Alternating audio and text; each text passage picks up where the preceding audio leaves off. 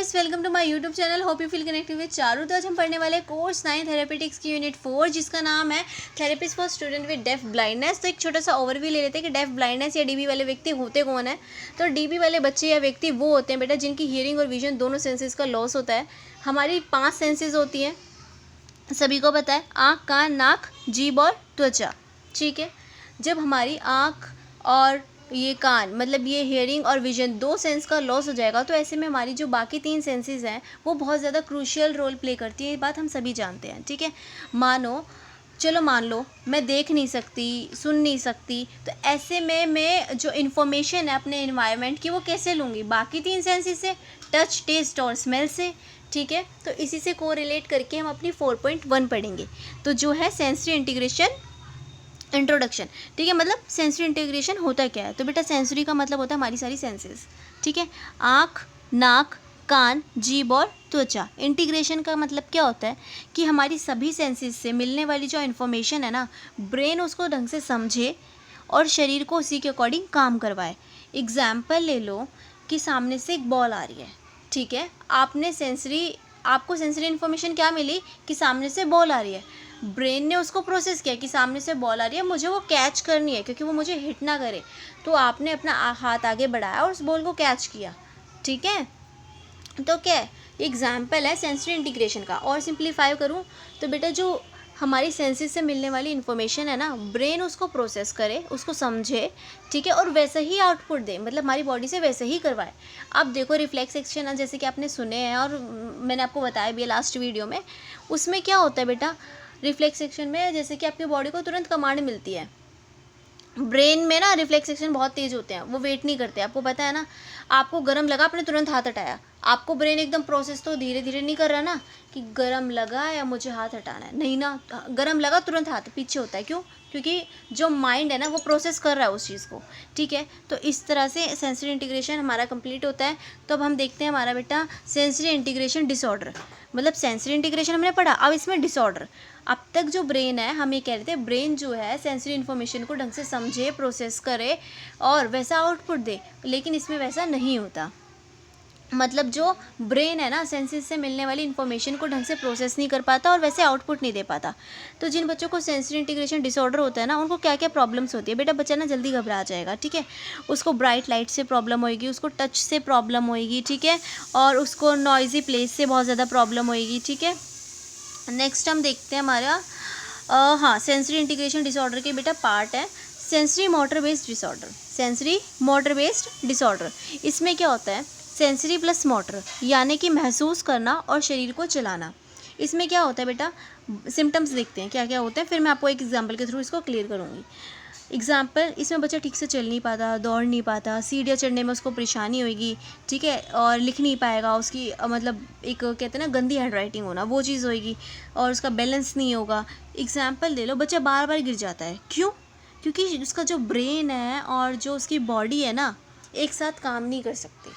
ठीक है, मतलब बॉडी और ब्रेन के बीच जो कम्युनिकेशन है वो डिस्टर्ब हो जाता है, ये मान लो। ठीक है, नेक्स्ट है बेटा हमारा sensory modulation disorder. Sensory modulation disorder, modulation का मतलब क्या होता है, शरीर कितनी प्रतिक्रिया देगा, शरीर कितनी प्रतिक्रिया देगा। इसमें बच्चा ना ओवर रिस्पॉन्सिव और अंडर रिस्पॉन्सिव होता है। ओवर रिस्पॉन्सिव में मतलब क्या होता है बेटा, बच्चा है ना बहुत ज़्यादा प्रतिक्रिया देता है, बहुत ज़्यादा रिएक्शन देता है कि आपने उसको हल्की सी आवाज़ दी, फिर भी उसने कान बंद कर लिया। ठीक है, आपने उसको टच किया तो वो रोने लग गया क्योंकि उसको सेंसरी प्रॉब्लम्स है ना, सेंसरी इश्यूज़ हैं उसको। ठीक है, तेज़ रोशनी उसको पसंद नहीं है। ठीक है, अंडर रिस्पॉन्सिव क्या होता है बेटा, बच्चा बहुत कम प्रतिक्रिया देता है, बहुत कम रिएक्शन देगा। आपने उसको पिंच किया, उसको कोई पेन फील नहीं होगा। अगर उसको चोट भी लग जाए ना, इवन उसको ब्लीडिंग भी हो जाए, तब भी उसको कोई पेन फील नहीं होगा। ठीक है, आप उसको तेज़ की आवाज़ भी लगाओगे ना, तब भी वो कोई रिस्पॉन्स नहीं देगा। आप लोग करते हो ऐसा कि भाई जब आपको कोई काम बोल दिया जाता है आप सुनते नहीं हो, लेकिन आपकी वो इग्नोरेंस है। लेकिन इसमें तो बच्चे को समझ ही नहीं आ रहा। ठीक है, मतलब कोई कुछ भी कहता रहे, उससे कोई फ़र्क नहीं पड़ता। नेक्स्ट है बेटा सेंसरी सीकिंग, इसी में हम पार्ट मान लेते हैं। सेंसरी सीकिंग में क्या होता है, कई बच्चों को ना, कुछ बच्चे बेटा ऐसे होते हैं जिन्हें बार बार सेंसरी इनपुट चाहिए। ठीक है, लगातार वो एक ही चीज़ को करते रहेंगे, बार बार गोल गोल घूमते रहेंगे। ठीक है, एक ही बार बार कुछ भी चीज़ से मिली उसको मुंह में ले लिया। ठीक है, ऐसे दीवारों से टकराएंगे। क्यों करते हैं वैसा? पता है क्यों? क्योंकि उनकी बॉडी है ना सेंसरी इनपुट मांगती है। ठीक है, नेक्स्ट आता है जो कि इसमें नहीं दिया और हमारे सिलेबस में भी नहीं है बट एक्स्ट्रा है और अच्छा है, थोड़ा सा पढ़ लो। सेंसरी डिस्क्रिमिनेशन डिसऑर्डर, एक यही पॉइंट है जो सिलेबस में नहीं दिया, बाकी बहुत छोटा है तो इतना कोई लेंथी भी नहीं है, सुन लो एक बार। सेंसरी डिस्क्रिमिनेशन डिसऑर्डर, डिस्क्रिमिनेशन का मतलब क्या होता है बेटा, अलग अलग सेंसरी जानकारी को पहचानना, अलग अलग सेंसरी जानकारी को पहचानना।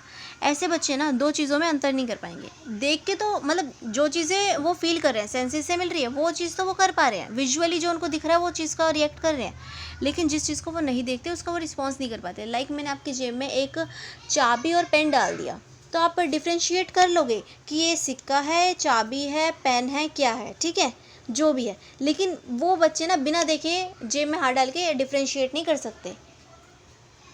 समझ आया? नेक्स्ट है बेटा हमारी 4.2 implications of sensory integration disorder. Implications का मतलब क्या होता है, मतलब जो ये जो समस्या है सेंसरी इंटीग्रेशन की डिसऑर्डर की, बच्चों की पढ़ाई पे और उसके जीवन पर क्या असर डालती है, क्या उसका इफ़ेक्ट पड़ता है, ठीक है। तो बेटा पहला हमने देखा जैसे कि ओवर रिस्पॉन्सिव और अंडर रिस्पॉन्सिव। इसमें ना बच्चा बहुत ज़्यादा रिएक्ट करता है, बहुत ज़्यादा, ठीक है, तेज आवाज़ से डर जाएगा, भीड़ उसको पसंद नहीं होती, यूनिफॉर्म पहनना पसंद नहीं करेगा, बाल कटवाने से डरेगा, छूने पर उसको गुस्सा आ जाएगा, ठीक है। अंडर रिस्पॉन्सिव जैसे कि मैंने पहले भी बताया आपको, बच्चे को कम सेंसरी महसूस होती है, ठीक है, मतलब बुलाने पर जवाब नहीं देगा, कोई दर्द उसको फील नहीं होता, ठीक है। ये बेटा वो दिल टूटने वाला दर्द नहीं है, उसको कोई सा भी दर्द फील नहीं होता, ठीक है, और धीरे धीरे काम करेगा, उसकी कॉन्सेंट्रेशन बहुत कम होती है, ठीक है। ईजिली फैटिग्ड एक पॉइंट दिया गया है बेटा, ऐसे बच्चे होते हैं जिन्हें सेंसरी इंटीग्रेशन डिसऑर्डर होता है, ये बहुत जल्दी थक जाते हैं, इनको ना बहुत, हम कहते हैं ना फ्रीक्वेंट ब्रेक्स, इन्हें तो हर टाइम पे ब्रेक्स चाहिए, हर टाइम पे, हर 5 मिनट का आपने काम करा तो इनको 10 मिनट का ब्रेक दो, हर टाइम इनको ब्रेक चाहिए, मतलब प्रॉपर रेस्ट, इनको आराम चाहिए, बहुत जल्दी थक जाएंगे, पढ़ते पढ़ते थक जाएंगे, लिखते लिखते थक जाएंगे, आलसी टाइप कुछ मान लो आप, ठीक है। और मतलब ये चीज़ हो गई, मतलब कंसिस्टेंसी नहीं रख सकते किसी काम में, थोड़ी देर बैठेंगे ना तो बस अब आराम करने दो, ये चीज़ है। फिर आता है बेटा इसमें कांस्टेंट मूवमेंट, कांस्टेंट मूवमेंट, कुछ बच्चे ना हर टाइम उनकी एक्टिविटी चलती ही रहती है, हर टाइम, जैसे कि हमने ऑटिज्म में ADHD पढ़ा है ना, कुछ उस तरह का, हर टाइम उनकी एक्टिविटी चलती रहेगी, एक जगह मतलब टिक कर बैठ नहीं सकती, उनकी मूवमेंट कुछ ना कुछ होती रहती है, क्यों, क्योंकि उनकी बॉडी जो है ना वो सेंसरी इनपुट की डिमांड कर रही है, ठीक है। फिर आता है बेटा सेंसरी डायसफंक्शन एरियाज, ठीक है, टैक्टाइल डायसफंक्शन इसमें होता है, ठीक है। अब क्लासरूम में ना बच्चों को ना, अब ये डायसफंक्शन की प्रॉब्लम है, सेंसरी डायसफंक्शन की इनको प्रॉब्लम है, तो अब क्लासरूम में क्या एक्टिविटीज़ कराएं जो उनके डायसफंक्शन की जो ये प्रॉब्लम है वो सही हो जाए, तो टैक्टाइल डायसफंक्शन, ठीक है। इसमें क्या होता है, बच्चे को टच की प्रॉब्लम होती है, ठीक है, मतलब टच से ना उसको बहुत ज़्यादा प्रॉब्लम होती है, तो हम क्या क्या एक्टिविटीज़ करवा सकते हैं बताओ, अलग अलग टेक्सचर को टच करवा सकते हैं, ठीक है, सैंड प्ले, क्ले के साथ खिलवा सकते हैं, पानी में, है ना, तो उसको कहीं ना कहीं टेक्सचर या टच का इनपुट तो मिल रहा है, ठीक है। नेक्स्ट है बेटा वेस्टिबुलर, वेस्टिबुलर डायसफंक्शन, वेस्टिबुलर का मतलब क्या होता है, बैलेंस। अब बच्चे को बैलेंस की प्रॉब्लम है, बैलेंस उसका सही नहीं है, मूवमेंट भी कंट्रोल नहीं है, तो हम क्या करवा सकते हैं, बच्चे को झूला, ठीक है, कि झूला झूलेगा तो कहीं ना कहीं उसका बैलेंस बनेगा, ठीक है, बैलेंस बोर्ड पे उसको चलवा सकते हैं, एक पैर पर खड़े होने के लिए बोलेंगे सपोर्ट के साथ, या कैसे भी धीरे धीरे वॉक करने के लिए बोलेंगे और लाइन में चलने के लिए बोलेंगे, तो उसका बैलेंस जो है ना वो कहीं ना कहीं इम्प्रूव होगा, ठीक है। फिर आता है बेटा प्रोप्रियोसेप्टिव और डायसफंक्शन। प्रोप्रियोसेप्टिव डायसफंक्शन में क्या होता है कि शरीर का अंग कहाँ है, मतलब बॉडी अवेयरनेस आप कह लो, कौन शरीर का अंग कहाँ है ये महसूस करना, जैसे कि आप अपनी आई क्लोज करो और उसके बाद मैं बोलूँ अपना हाथ जो है पैरों पे रखो, अब मैंने आपको बोला हाथ पैरों, मतलब हाथ जो है वो पैरों पे रखो, आपने रेंडमली अपना कोई हाथ, या मतलब ये मान लो और इजी समझाती हूँ, चलो, जैसे कि आपका हाथ जो है आपके पैरों पे रखा है, ठीक है, आई क्लोज है, तो आपको पता है ना कि आपका कौन सा हाथ किस पैर पे रखा है, पता है ना।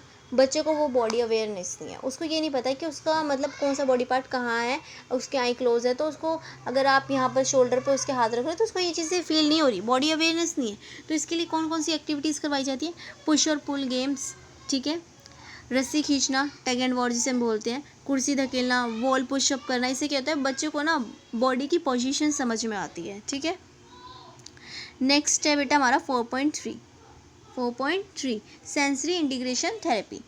अब सेंसरी इंटीग्रेशन थेरेपी क्या होती है बेटा? ये थेरेपी है बच्चे के सेंसरी इनपुट को सही से प्रोसेस करने के लिए, कि जो ब्रेन है वो सेंसेस से मिलने वाली इन्फॉर्मेशन को ढंग से प्रोसेस करे और ऑटोमेटिकली, ठीक है, खुद से।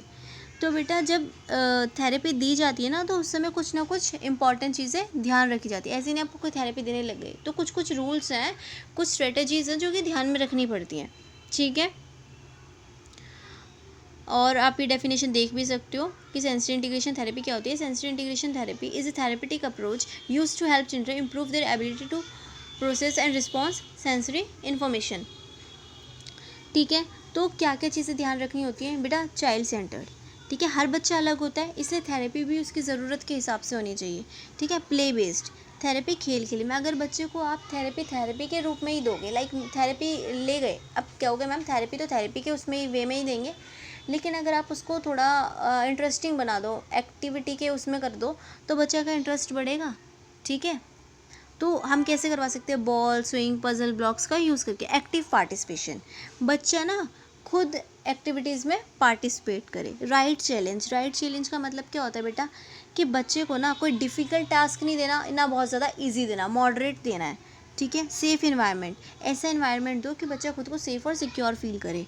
नेक्स्ट है मोटिवेशन, बच्चे का जो इंटरेस्ट है ना बेटा वो बना रहे। अब एम क्या है? सेंसरी इंटीग्रेशन थेरेपी क्यों दी जाती है? सेंसरी रिस्पॉन्स है, सेंसरी से जो मिलने वाली इन्फॉर्मेशन है वो ढंग से इनपुट करे बच्चा, कोऑर्डिनेशन बैलेंस बने, उसकी कंसंट्रेशन बढ़े, कंट्रोल बढ़े, ठीक है, और वो जो अपनी डेली एडीएल एक्टिविटीज़ है वो खुद से कर पाए, ठीक है। और ये सब मैंने तो आपको बता ही दिया है। हाँ, अब इसमें बोला है कि साइंस ऑफ एसआई डिसफंक्शन। अब किसी बच्चे को सेंसरी इंटीग्रेशन की प्रॉब्लम है तो क्या क्या सिम्टम्स होंगे? मैंने बताया ना, ओवर रिस्पॉन्सिव होगा या अंडर रिस्पॉन्सिव होगा, ठीक है। उसको मतलब लाइट से, साउंड से, ये सब प्रॉब्लम होएगी, लैक ऑफ अटेंशन होएगी, पुअर कोऑर्डिनेशन होगा। अब क्लासरूम में मैनेजमेंट ऑफ एसआई थेरेपी मतलब सेंसरी इंटीग्रेशन थेरेपी, तो क्या कर सकते हैं हम इसमें? भाई हम ना, अगर हमें बच्चे की सेंसरी थेरेपी करवानी है क्लासरूम में, तो क्या क्या मैनेजमेंट करेंगे? भाई पहले तो ना हम एक्टिविटीज़ ऐसी करवाएंगे जिसमें सेंसरी इनपुट मिले बच्चे को, ठीक है। फिर कहते हैं और बच्चों को फ्रीक्वेंट ब्रेक्स देंगे, है ना, हर थोड़ी थोड़ी देर में। और रूटीन बनवाएंगे, अगर रूटीन में फॉलो करते हैं ना तो बच्चे की कंसिस्टेंसी बनी रहती है, ठीक है। सेफ़ इन्वायरमेंट देंगे, ऑक्यूपेशनल थेरेपिस्ट की थोड़ी हेल्प लेंगे, और घर और जो स्कूल है दोनों जगह कराएंगे। अब क्लासरूम की तो बात हो रही है, थेरेपी सेंटर्स पे कई बार वो एक्टिविटीज़ या वो थेरेपी कराई जाती है, लेकिन वो घर पे या स्कूल में रिपीट नहीं कराई जाती, तो बच्चा कहीं ना कहीं फिर और डिले करता है, ठीक है। होप समझ आई होगी आपको। नेक्स्ट बेटा हम 4.4 की बात करते हैं, कम्युनिकेशन डेवलपमेंट डेफ ब्लाइंडनेस। बेटा डेफ ब्लाइंड बच्चों में ना कम्युनिकेशन विकसित करना है, कम्युनिकेशन डेवलप करना है, तो उसके लिए कई तरीके हैं। पहला आता है बेटा रिसेप्टिव कम्युनिकेशन। क्या होता है रिसेप्टिव कम्युनिकेशन? रिसेप्टिव कम्युनिकेशन का मतलब क्या होता है? सामने वाले की बात जो है ना वो हमें समझ आ जाए, ठीक है। सामने वाला जो कह रहा है उसकी बात को समझना। अब एक डेफ ब्लाइंड बच्चा है ना, तो सुन सकता है ना देख सकता है, तो सामने वाले की बात कैसे समझेगा? स्पर्श से। भाई अब उसकी तीन ही तो सेंस बची, टच, टेस्ट और स्मेल, तो टच से, संकेतों से, ठीक है, गैस्चर से, ठीक है बेटा।